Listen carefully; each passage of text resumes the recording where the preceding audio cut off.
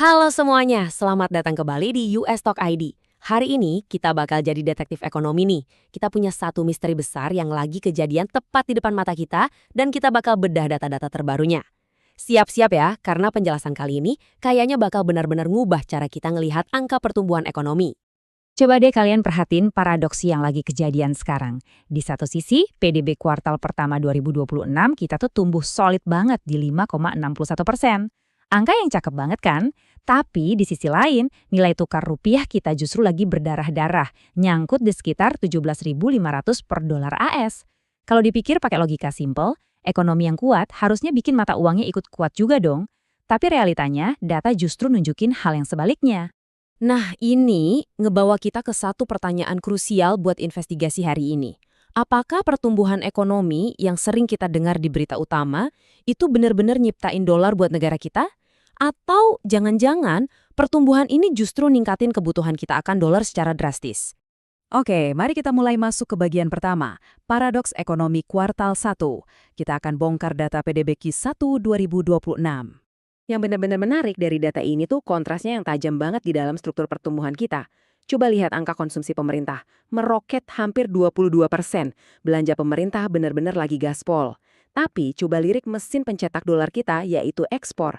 Ekspor kita nyaris ngegerak loh, cuma tumbuh 0,9%.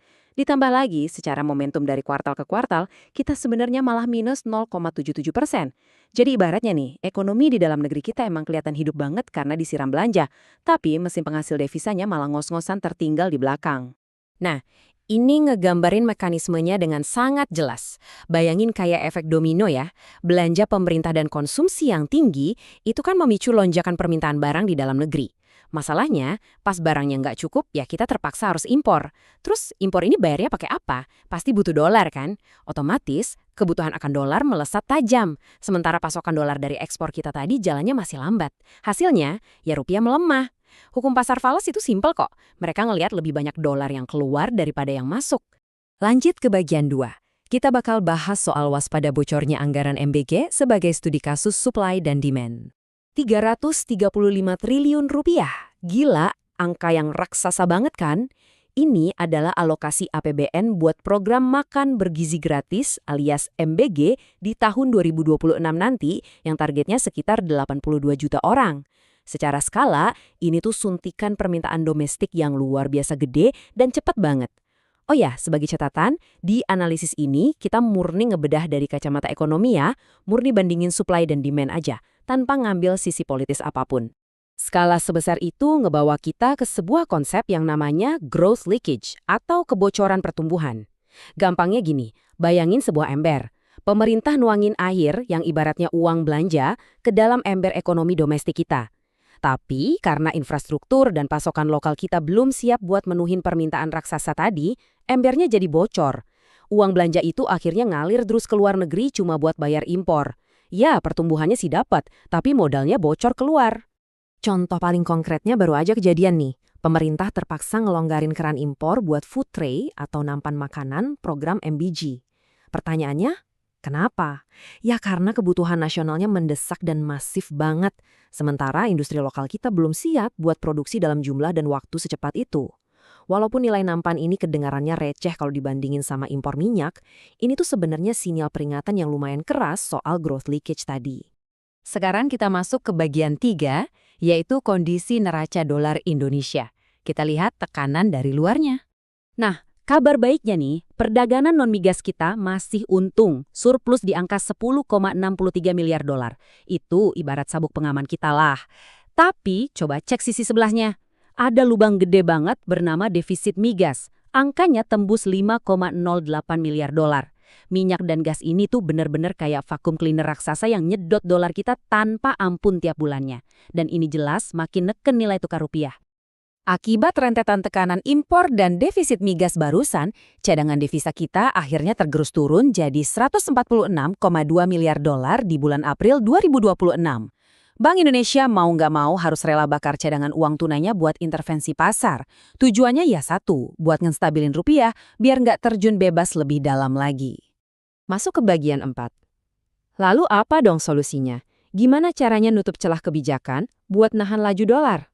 Kebijakan fundamental kita emang harus buru-buru ditambal. Pertama, pemerintah harus wajibin porsi kandungan lokal yang benar-benar terukur dan disiplin. Jadi impor itu cuma boleh buat nutupin gap sementara aja. Kedua, ekspansi program raksasa kayak MBG ini harus diskala pelan-pelan ngikutin kapasitas suplai lokal kita, jangan dipaksain. Ketiga, kita harus dorong investasi asing yang orientasinya buat ekspor. Dan yang terakhir, disiplin fiskal. Inti dari semua ini tuh simple. Kita harus bisa ngubah belanja pemerintah yang tadinya cuma jadi kejutan permintaan yang berujung impor, menjadi kejutan pasokan domestik yang justru bisa ngehidupin pabrik-pabrik lokal kita. Sekarang kita di bagian kelima, proyeksi skenario rupiah ke depan. Buat kalian, para investor, apa aja sih yang harus dipantau? Sebagai investor retail di US Stock ID yang terus mantau pergerakan pasar, secara objektif ada 3 jalan yang bisa dilalui sama rupiah kita ke depannya. Pertama, skenario rebound. Ini bakal kejadian kalau ekspor kita bangkit dan pemerintah tegas perbanyak porsi lokal di proyek-proyeknya.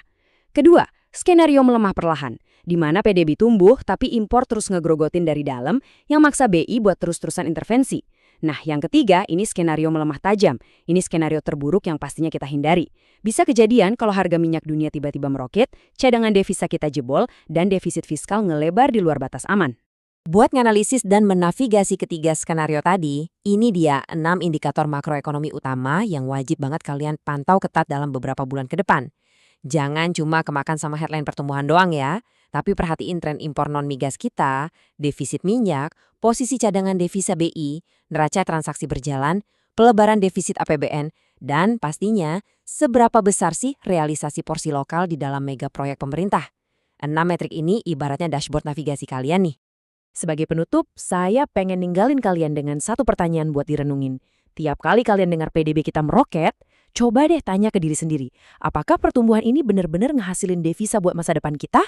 Atau kita tuh cuma sekedar ngimpor permintaan dan secara nggak langsung malah ngebiayain pabrik di negara lain? Oke, makasih banyak ya udah belajar dan diskusi bareng hari ini. Kalau kalian ngerasa penjelasan ini ngebuka wawasan, jangan lupa buat tekan tombol subscribe di US Stock ID biar kita bisa terus bedah data dan misteri ekonomi seru lainnya. Sampai jumpa di analisis berikutnya.